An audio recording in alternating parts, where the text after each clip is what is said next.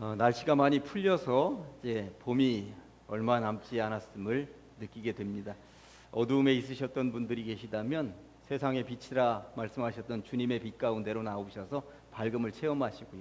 겨울나무처럼 서 계셨던 분이 계시다면 이 봄 속에서 봄 기운을 확연하게 느끼시는 그런 복된 가정들 다 되시기를 간절히 소망합니다. 오늘 성경 맥잡기 48번째 시간입니다. 그리고 다윗에 대해서는 오늘 세 번째 시간입니다.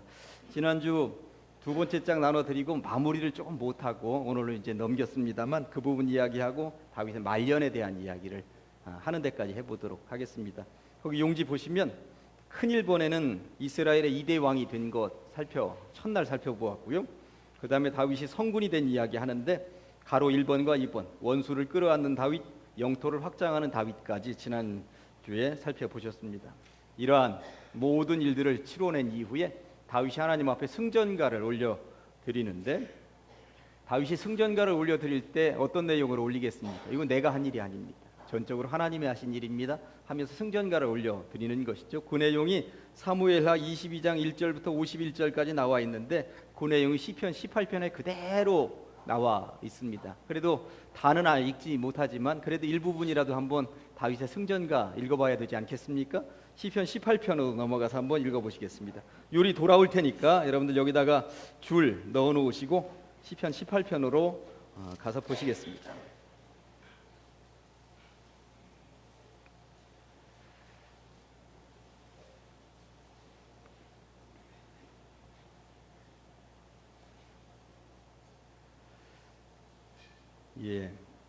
시편 18편 보면 1절 앞에 제목이 이제 나와 있어요.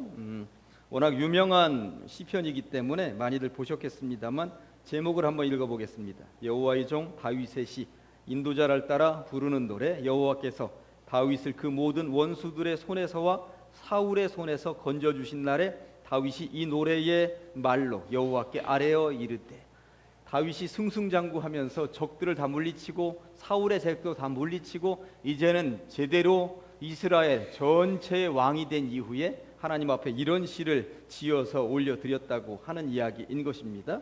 1절에 보니까 나의 힘이신 여호와여 내가 주를 사랑하나이다. 나의 힘이신 여호와여. 이스라엘 백성들이 출애굽해서 나올 때 모세를 따라서 백성들이 홍해를 건너가게 됩니다. 홍해를 건너가게 되는데 이 모세가 지팡이 잡은 손을 이렇게 앞으로 쭉 내밀으니까 홍해가 갈라지게 되었고 백성들이 넘어왔어요. 백성들의 시선이 어디로 쏠리겠습니까? 모세에게, 모세의 팔에 쏠리는 거예요. 특별히 모세가 잡고 있는 이 지팡이에게 쏠리지 않겠습니까? 그런데 건너오자마자 모세가 하나님 앞에 노래를 지어 올리는데 여호와가 힘이 되어 주셨다는 노래를 출애굽기 15장 보면 지어 올립니다. 그러니까 모든 백성들이 모세를 바라보고 모세의 팔을 바라보고 모세가 잡고 있는 지팡이를 바라볼 때 나 아니다. 내 힘으로 한 것 아니다. 누구 힘으로? 하나님의 힘으로 한 것이다. 하나님이 힘이 되어 주셨기 때문에 가능하다. 그 이야기를 하는 것이죠. 이스라엘 백성들이 나중에 나라가 폭삭 망해가지고 그 바벨론의 포로로 잡혀가 있다가 예레미야 선지자의 예언대로 70년 만에 고향 땅으로 돌아오게 됩니다. 고향 땅으로 돌아오는데 그때의 지도자가 느헤미야였어요. 고향 땅으로 돌아와서 느헤미야를 따라서 성벽도 재건하고요. 그리고 돈이 얼마나 되는지, 이 나라 돈이 얼마나 되니 돈도 좀 이렇게 헤아립니다. 그리고 전쟁이 일어나면 싸울 수 있는 말이나 노새나 뭐 이러한 것들도 헤아립니다. 그리고 장정들의 숫자를 헤아립니다. 과연 군사력을 얼마나 되는가 다 한번 헤아려보자. 그리고 성전도 지어 올리게 되는 것이죠. 그래서 성벽 공사도 다 했고 성전 공사도 다 했고 백성들을 전부 다 광장에다 불러 모았습니다. 그리고 나서 느헤미야가 하는 이야기가 우리들 같으면 이제는 성벽도 재건했고 군사력도 점검했고 돈도 얼마나 있는다 점검했고 말도 노새도 점검했으니 이제 어떤 나라든지 와라. 우리는 어느 나라든지 이겨낼 수 있다고 얘기할 것입니다. 그런데 그때 느헤미야 8장 10절에서 뭐라고 하냐면 여호와를 기뻐하는 것이 우리의 힘이니라. 이렇게 이야기를 합니다. 그러니까 세상적인 것이 아무리 다 갖춰 있다 하더라도 여호와 하나님 안 계시면 이건 뭐 능력 발휘할 수 없다는 이야기를 느헤미야가 하고 있는 것이죠. 그러니까 70년 전에 나라가 무너져 내릴 때 성벽이 없어서 나라가 무너진 게 아니에요. 장정이 없어서 나라가 무너진 게 아니에요. 돈이 없어서 나라가 무너진 게 아닙니다. 뭐가 없어서? 신앙이 없어서 무너졌다고 하는 사실을 이 느헤미야는 철저하게 알고 있는 것이죠. 그러니까 세상적인 것이 다 있다 하더라도 하나님이 힘이 되어 주시지 않으면 무너질 수밖에 없다고 하는 것을 70년 전에 선조들을 통해서 교훈적으로 얻은 것이죠. 그러니까 여호와를 기뻐하는 것이 우리의 힘이다. 모세 이야기도 했고 느헤미야 이야기도 했는데 신앙의 선진들이 이 힘이라는 단어를 잘 사용하는데 어디에 사용하냐면 주님이 우리들에게 힘이 되어 주셔야만 나는 가능하다. 그러니까 지금 다윗이 사울의 세력도 물리쳤고 승승장구하면서 지난주 보니까 영토를 얼마나 확장했습니까? 주변국들 다 접수했습니다. 다 접수하면서 이렇게 영토를 넓힌 이후에 내가 잘나서 모든 사람들이 다윗 쳐다보고 있을 거 아니에요, 백성들이. 근데 내가 잘나서 그런 것이 아니다. 뭐라고 합니까? 나의 힘이신 여호와여. 나의 힘이신 여호와여. 그러니까 하나님이 힘이 되어 주셨기 때문에 이 모든 일이 가능했다고 고백하고 있는 것입니다. 신약 시대로 넘어오면 사도 바울이 고백한 고백 가운데 가장 멋있는 고백, 성도들이 가장 사랑하는 고백이 무엇입니까? 빌립보서 4장 13절. 내게 능력이 뭐예요? 힘이잖아요. 힘력자. 능력 주시는 자 안에서 내가 모든 것을 할 수 있느니라. 아멘. 그거예요. 그러니까 신앙의 선진들은 구약이나 신약이나 누구나 할 것 없이 하나님이 힘이 되어 주셔야만 가능하다고 인정하고 있으니 여러분들도 여러분들의 인생을 통하여 하나님이 힘이 되어 주시는 것을 체험하시고 인정하시면서 살아가시기를 간절히 축원합니다. 나의 힘이신 여호와여. 그런 다음에 뭐라고 합니까? 내가 주를 사랑하나이다. 영어 성경에는 I love you라고 되어 있어요. I love you는 남녀기 지간에만 하는 것으로 알고 있습니다만 성경에 보니까 I love you라고. 하나님 내가 사랑합니다. 정말 왜? 나에게 힘이 되어 주셨기 때문에, 그래서 내가 이렇게 승승장구할 수 있도록 만들어 주셨기 때문에 하나님, 근데 지금도 사랑합니다만 앞으로도 더욱더 사랑하겠습니다. 이런 고백을 하는 것이죠. 그런 다음에 2절만 이제 읽어보고 이 부분은 이제 다시 넘어가도록 하겠습니다만 2절에 보니까 하나님에 대해서 다양한 수식어로 고백하고 있는데 어떤 공통점이 있는지 한번 보실까요? 여호와는 나의 반석이시요 나의 요새시요 나를 건지시는 이시요 나의 하나님이시요 내가 그 안에 피할 나의 바위시요 나의 방패시요 나의 구원의 뿌리시요 나의 산성이시로다. 전부 다 방어용입니다.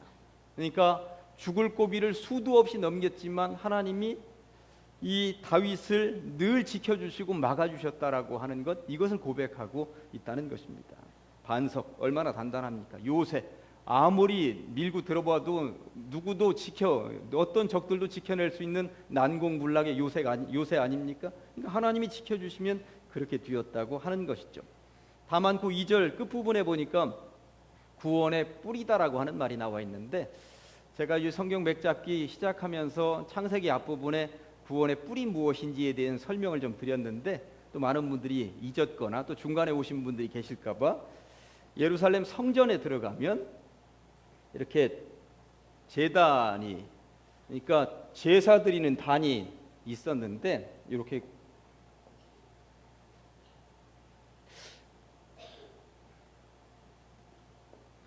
여기다 올려놓고 이제 제물을 올려놓고 하나님 앞 불을 질러서 태워서 제물을 올려서 태우게 되어 있는데, 이 기퉁이 끄트머리가 이렇게 삐쭉삐쭉 튀어나왔어요. 네 기퉁이가. 그래서 어떤 범죄자라도 성전에 들어가서 이 뿔을 딱 잡으면 못 죽였어요. 여기는 절대 어떠한 경우에도 그 즉시 잡아. 그러니까 이게 구원의 뿔이라고 하는 거예요. 성전에 제사 드리는 그 단에 이것. 그러니까 이 강대상으로 얘기하면 쭉 튀어나오는데 저기 가서 이렇게 붙잡고 있으면 어느 누구도 함부로 잡아다가 죽이거나 그럴 수 없는, 그러니까 죽지 않도록 가장 안전한 지대, 이렇게 얘기할 수 있는 것이죠. 그러니까 성경에 나오는 구원의 뿌리라고 하는 단어가 나오면 저런 것을 얘기하는 것이구나, 참고적으로 알고 계시면 되겠습니다. 아무튼 다윗은 승승장구하면서 살아가다가 하나님 앞에 이런 고백을 하는 것이죠. 나의 힘이신 여호와여, 내가 주를 사랑하나이다. 주님은 나에게 반석이시고 요새이시고 이런 구원의 뿌리시고 나를 건져주시는 분이십니다. 하나님, 내가 그래서 사랑합니다. 이런 고백을 하는 승전가 올려드립니다. 그런데 다윗이 인생을 살면서 이제는 나라도 넓혔고, 그리고 국가적인 재정도 아주 뛰어났고, 그리고 정치적으로도 안정이 됐고, 경제적으로도 사회 문화적으로도 뭐 아주 다른 나라들이 따라잡을 수 없을 정도의 대단한 나라를 만들었는데 한 가지 아쉬운 것이 있다면 그 하나님께 예배드리는 장소가 너무 천막에 있는 것이 이제 아쉬웠던 것이죠. 하나님께 예배드리는 공간이 제대로 건물로 좀 갖추어져 있으면 좋겠다 하는 생각을 가지게 된 거예요. 사무엘 하로 돌아가서 보도록 하겠습니다. 사무엘 하 7장입니다. 7장.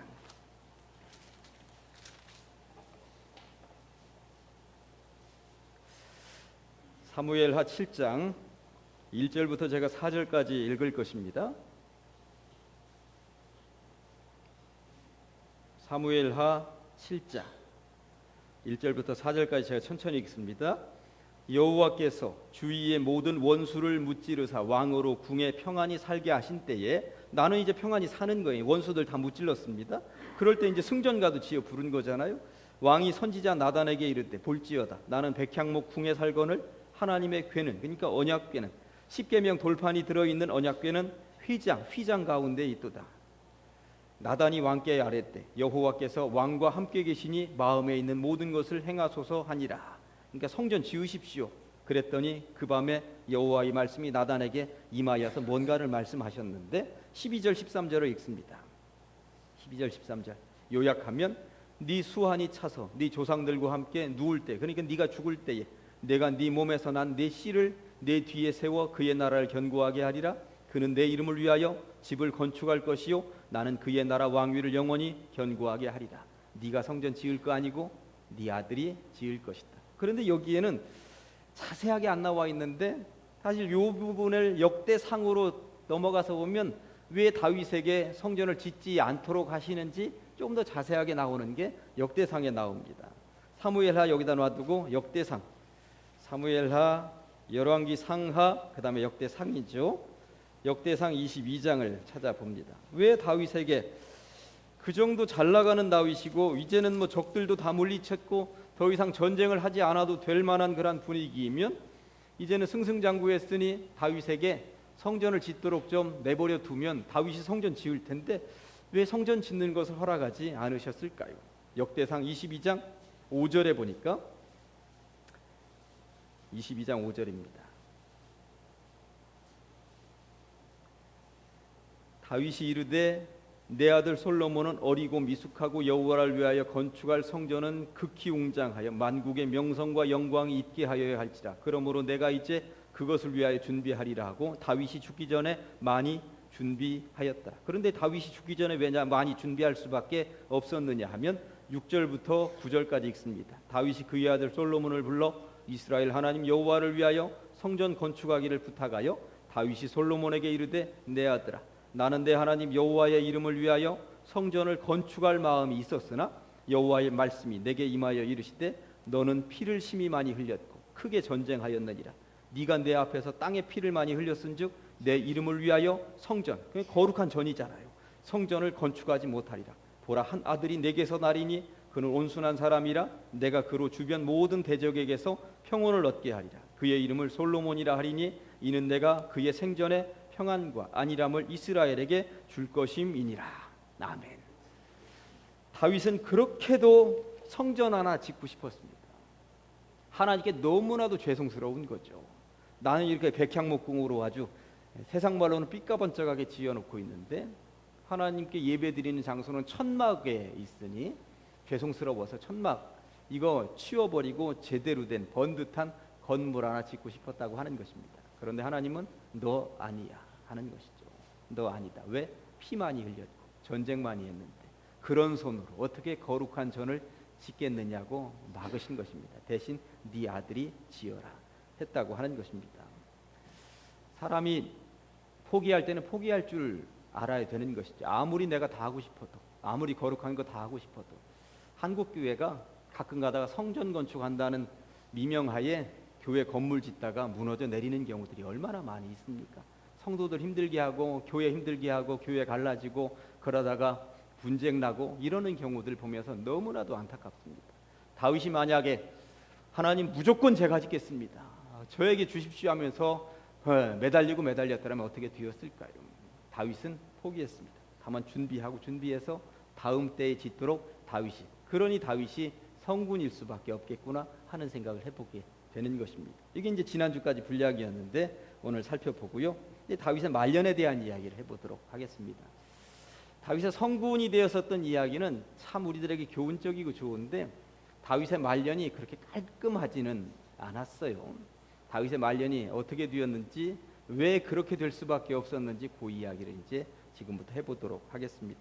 오늘 본문 읽었었던 밧세바 이야기, 그 사건이 난 뒤로부터 다윗의 말년은 사실 너무나도 초라할 정도로, 부끄러울 정도로 내리막길을 걷는다고 하는 것을 볼 수가 있습니다. 사무엘하 11장 좀 전에 보셨습니다만 다시 한 번 더 제가 읽도록 하겠습니다. 사무엘하 11장 1절입니다.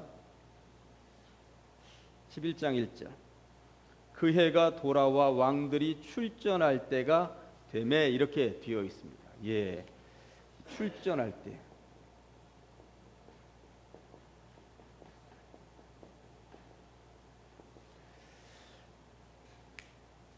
고대 근동, 그러니까 이스라엘을 주변을 두고 있는 그 나라들은 주로 전쟁을 언제 했냐면 겨울이 지나고 봄이 되면 이제 나라들끼리 영토 확장 전쟁을 보통, 그러니까 봄만 되면 모든 국가들이 다 겨우내 전쟁 준비를 하고 있다가 전쟁을 했다고 보시면 틀림이 없어요.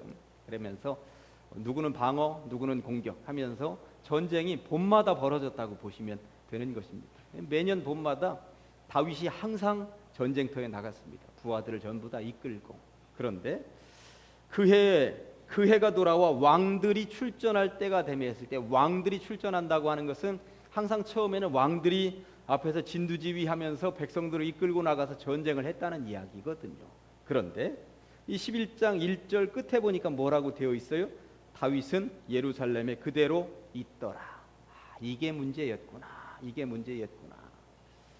저 같은 경우도 이제 항상 신방 꼬박꼬박 하는데 한 10년 정도 이렇게 됐고, 성도들도 뭐 한 1000명 정도 이제 모이고 그러면 나는 쉴 테니까 부교역자들이 다 다녀오고 나는 그냥 사무실에 차나 마시고 커피나 뽑아 마시고 좀 피곤하니까 이제 좀 자야 되니까 있겠다 하는 장면과 똑같은 거예요. 지금 똑같은 거예요.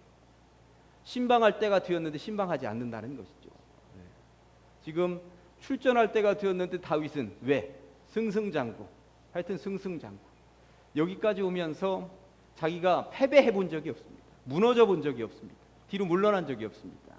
항상 이겼습니다. 다윗이 어디로 가든지 하나님께서 이기게 하시니라. 이게 지난주에 나왔었던 말씀 아닙니까? 그러다 보니까 이 때가 되었는데 출전하지 않았다라고 하는 것이 다윗에게 있어서는 정말 큰 문제거리였다고 하는 것입니다. 그런데 여기 2절에 보니까 이렇게 나와 있습니다.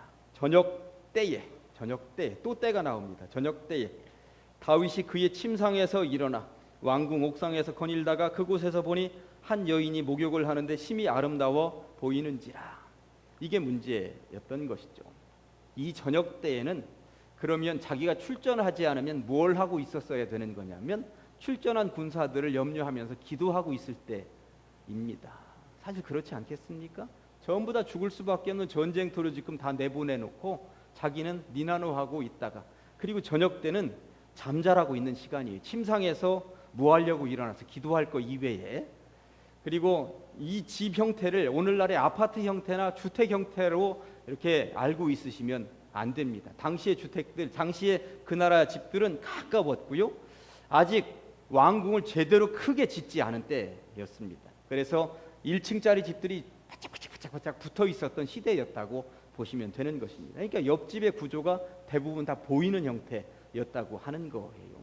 그리고 어떤 학자들은 다윗이 그 밤이 되면 왕궁을 거닐 때쯤에 밧세바가 또 유혹한 것은 아닌가, 이렇게 얘기하는 사람들도 없지 않아 있기도 합니다. 왕궁에 대한 욕심, 이러한 것들 때문에. 그러나 어쨌든 다윗은 유혹을 했든 안 했든 그 여인에게 책임을 전가할 수는 없는 것이, 다윗은 눈을 질끈 감았어야 되고 내려왔어야 된다라고 하는 사실인 것입니다. 그러나 그것을 포기하고 거기에 계속 머물고 있다가 범죄했다고 하는 것이죠. 덜컥 밧세바가 임신했습니다.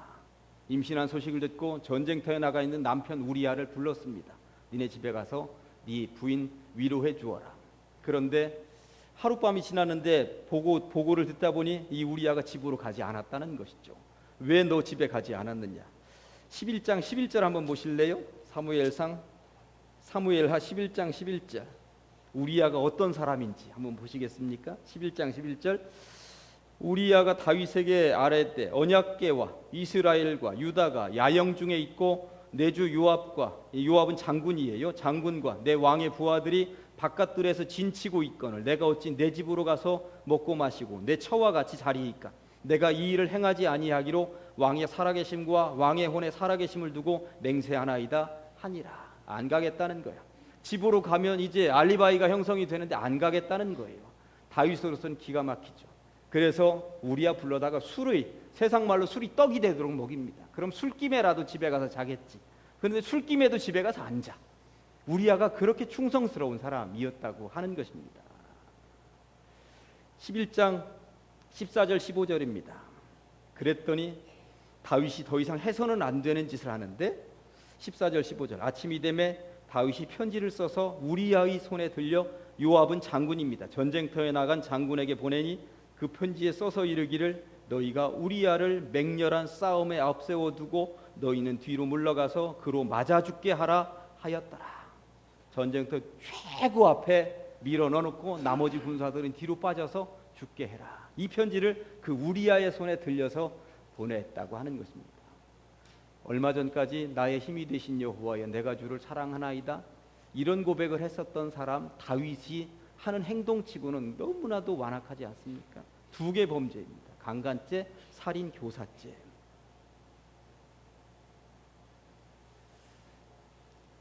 그리고 나서 11장 마지막 부분이죠. 26절, 27절. 결국 우리아가 죽었습니다.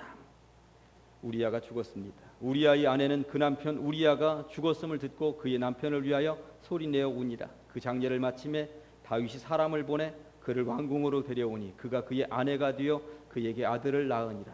다윗이 행한 그 일이 누구 보시기에? 여호와 보시기에 어떠였더라?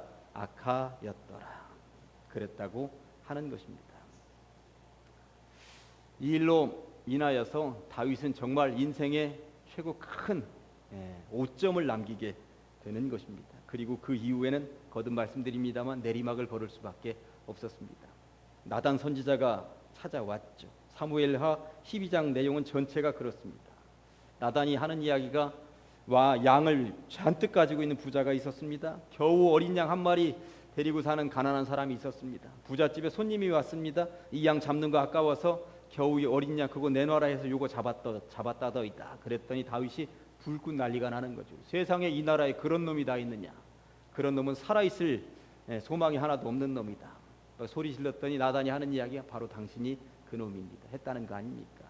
그랬더니 다윗이 어떻게 합니까? 우리들 같으면 그 나단 목을 벨지도 모르는데 그나마 아직 다윗에게는 영성이 조금이라도 살아있었던 모양입니다. 시편 51편으로 찾아가서 보도록 하겠습니다. 시편 51편입니다.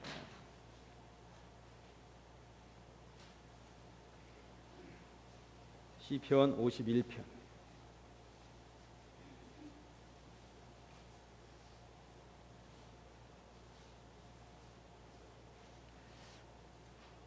시편 51편 보니까 제목이 이렇습니다. 다윗의 시, 인도자를 따라 부르는 노래. 다윗이 밧세바와 동침한 후 선지자 나단이 그에게 왔을 때 요 시를 이제 지어 올리는 거죠. 시의 내용이 어떻겠습니까? 1절부터 3절까지만 한번 볼까요?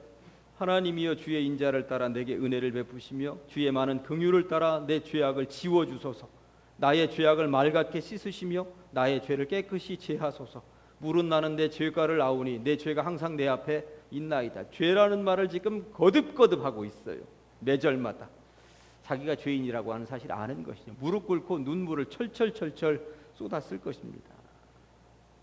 그리고 나서 뒷부분에 가니까 10절부터 11절까지 가장 무서운 것이 뭔지 아세요? 그 죄악을 저지른 다음에 하나님이여 내 속에 정한 마음을 창조하시고, 그러니까 정한 마음이 지금 없는 거야. 더러운 마음만 있었거든요. 내 안에 정직한 영을, 그러니까 불의한 영만 가득 차 있었어요. 나를 주 앞에서 쫓아내지 마시며 주의 성령을 내게서 거두지 마소서. 주의 영이 사라지는 것이 가장 두려운 일입니다. 내가 지금 이 상황입니다 하고 하나님 앞에 회개 기도하고 있는 내용이 시편 51편이라고 하는 것입니다. 여기 보세요. 인류가 만든 수없이 많은 발명품 가운데 가장 으뜸이 무엇이냐? 어느 학자는 지우개라고 이야기를 하더라고요. 지우개. 지울 수가 있다고 하는 것이 얼마나 좋은 것이냐. 하나님의 손에는 지우개가 들려있구나 하는 생각을 저는 수시로 하면서 삽니다. 지우개가 없었더라면 우리가 여기 살아있을 사람이 누가 있겠습니까? 하나님이 우리의 죄악을 다 지워주셨기 때문에 그래도 여기 이렇게 있는 것이고 여기 이 자리에 서 있는 것 아니겠는가 하는 생각이 드는 것이죠. 하나님께서 이 51편 1절 끝에 뭐라고 되어 있어요? 내 죄악을 지워주소서. 2절 끝에도 나의 죄를 깨끗이 제하소서. 그랬더니 하나님이 다윗의 죄를 지워주십니다. 그 벌로 아이가 하나 다윗과 밧세바 사이에 가졌던 아이가 죽어 나가기도 합니다만 이후에 솔로몬이 이제 태어납니다.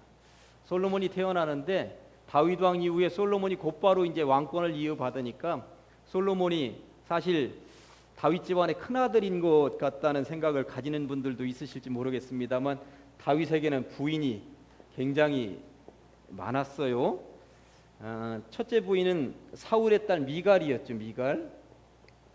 부인들의 이름을 다 언급하면 복잡하니까 둘째 부인의 여기는 이제 아이가 없었습니다. 둘째 부인의 아이는 암논이라고 하는 큰 아들이었습니다. 셋째 부인의 아이는 길르앗이라고 했고 넷째 부인의 아이가 이제 압살롬이었습니다. 압살롬. 다섯째 부인의 아이가 아도니아였습니다. 아도니아. 그러다가 여섯, 일곱, 여덟째 부인이 밧세바예요. 밧세바. 여덟째 부인의 아이 밧세바에게서 첫째 아이는 죽고 둘째 아이가 태어나는데 이 아이가 솔로몬인 것입니다. 솔로몬. 예. 그런데 이 사이에도 10여 명의 아이가 버글버글 사내 아이들이 있었습니다. 그러니 솔로몬이 왕이 되려면 여기를 어떻게든 다 어떻게 해결을 해야 하여튼 장자들이 주로 왕이 되는 그러한 세상에 어떻게 해결이 돼야 솔로몬이 왕이 될 수 있는 그런 상황이었는데 솔로몬이 왕이 되는 이야기는 이후에 또 해보겠습니다만 어쨌든 첫째 아이는 그 징벌로 죽어나가고 솔로몬이 태어났다고 하는 이야기인 것입니다. 그런데 여기 가로 4번에 보니까 문제는 오늘 압살롬 이야기를 제대로 할 수 없을 정도로 15분 지금 지나가고 있는데 압살롬이 굉장히 꽃미남이거든요. 압살롬의 동생이 다말이라고 하는 여동생이 하나 있었는데 다말도 하여튼 그 근동에서 최고 예쁜 여자아이로 알려져 있었습니다. 그런데 이 친구가 이제 다말을 흠모하는 것이죠. 그러다가 다말을 좀 아버지한테 배운 모양입니다. 다말을 범하는 사건이 벌어집니다. 그리고 다말을 범하고 다말을 곧바로 버려버립니다. 그 일로 인하여서 압살롬이 화가 나는 것이죠. 이렇게 되면서 다윗과 압살롬 사이에 압살롬을 아껴도 정말 아꼈거든요. 압살롬은 눈에다 집어넣어도 아프지 않을 정도의 아들이었습니다. 다윗에게 있어서는. 그런데 이후에 압살롬이 여기 죽여버리고 압살롬이 배반해서 반역을 하고 하여튼 압살롬 때문에 골치 좀 썩습니다. 다윗이. 예, 그런 이야기는 오늘 여기에서는 더 이상 전개를 못할 것 같습니다. 여기 부분부터는 다음 주에 살펴보도록 하겠습니다. 예. 다윗의 말년이 저는 이제 다음 주에도 말씀을 드립니다만 다윗이 성군이 되었을 때처럼 좀 깔끔했더라면 정말 좋았겠다 하는 생각이 들고 그리고 성군이 되었을 때 이야기 승전가 부르는 것 나의 힘이신 여호와여 내가 주를 사랑하나이다. 이것으로 다윗의 이야기가 결론 내리고 끝나면 얼마나 좋겠습니까? 그러나 뒤에 정말 아쉬운 장면들이 몇 장면이 나오는데 그 이야기는 아쉽지만 다음 주에 살펴보면서 또 반면 교사로 삼고 우리는 앞으로 어떤 삶을 어떻게 살아가야 할 것인가를 새롭게 교훈을 좀 얻어보는 그런 시간 가지도록 하겠습니다. 오늘의 말씀은 시편 18편 1절